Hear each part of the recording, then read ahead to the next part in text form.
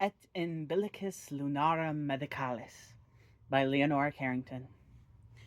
Russia donates team of trained rats experienced in operating on people. Due to the recent strike of doctors, the Russian government has graciously donated a team of rats, highly specialized in all types of surgery and general practice. The news appeared in the great metropolitan newspaper. Naturally. And so there was a reunion of state ministers, doctors, bankers, priests, and other politicians. It became evident that the idea made them uneasy. The famous Dr. Monopus announced, "This move cannot inspire the necessary confidence in our patients. An operation is too delicate a matter to be undertaken by rats. Moreover, it would not be hygienic." A government minister wearing an English suit stated, "Soviet rats are always sterilized before operating on a patient's body. Besides, if we don't make use of these rats, the Russian government will be offended." A disagreeable silence overtook one and all.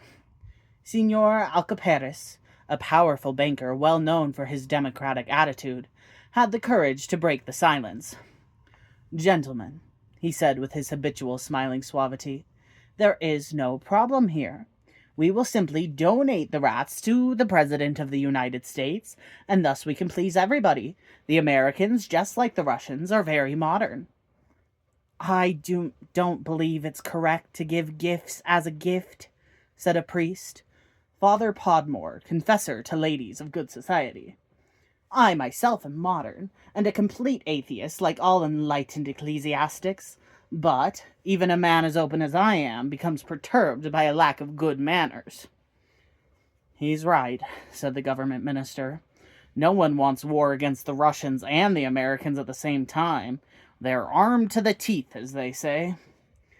"I'm against substituting rats for human beings in the hospitals," said Dr. Monopus firmly. "Better to make an official donation of the rats to the Psychoanalytical Association."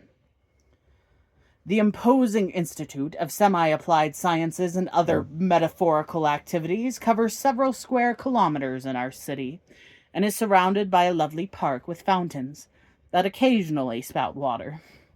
This was the place where the great Soviet gift would be presented. There was music, flags, French cooking enveloped in gelatin.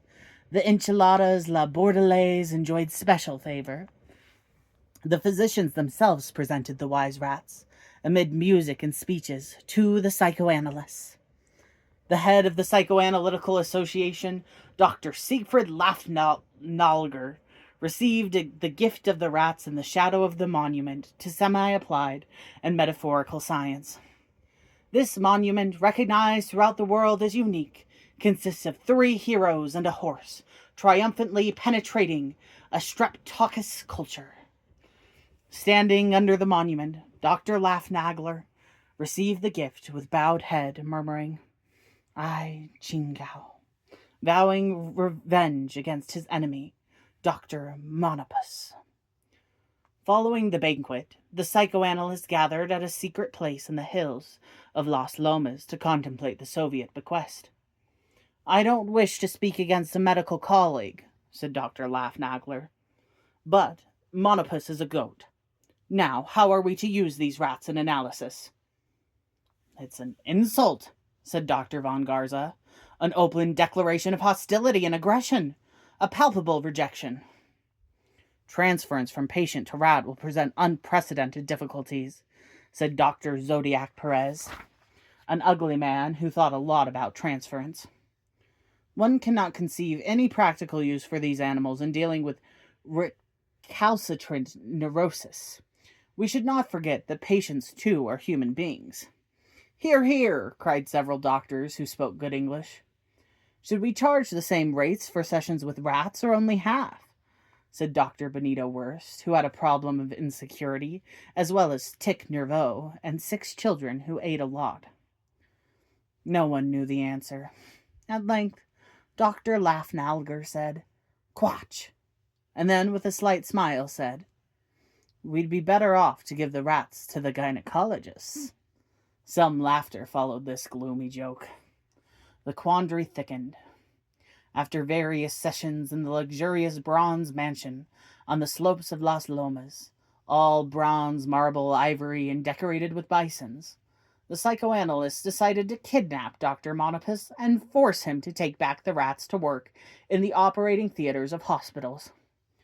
Meanwhile, the rats were eating vitamins and taking orderly exercise in an electronic coral. In the end, it was Dr. Zodiac Perez, disguised as a lass from Daxara, who was chosen to abduct Dr. Monopus, who was removed to a secret hiding place in the elegant basement of the psychoanalytical mansion. He was to be kept there until he agreed to take back the rats once and for all. As a prisoner, Dr. Monopus displayed surprising resistance to the psychological ingenuity used against him. He denied all responsibility for the rats. Though they are adept at bookkeeping, they are not, I believe, trustworthy and have no sense of responsibility, he admitted after a triple electroshock procedure and a treatment of subliminal persuasion over several nights.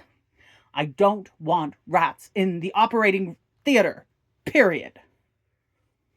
The prisoner's diet consisted of strawberry-flavored cornmeal gruel without milk, and he grew thin.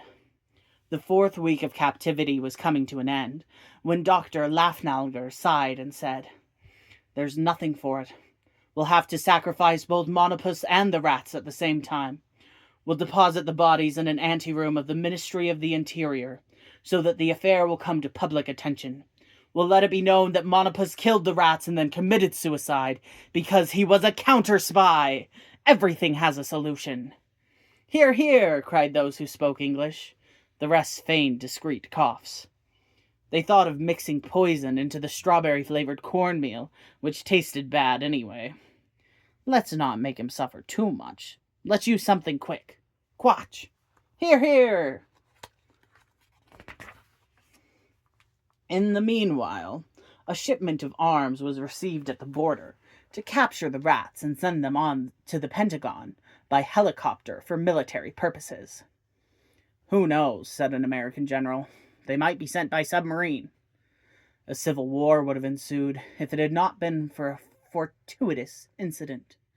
In the bathroom of the basement of the psychoanalytical mansion, the toilet got plugged up. How?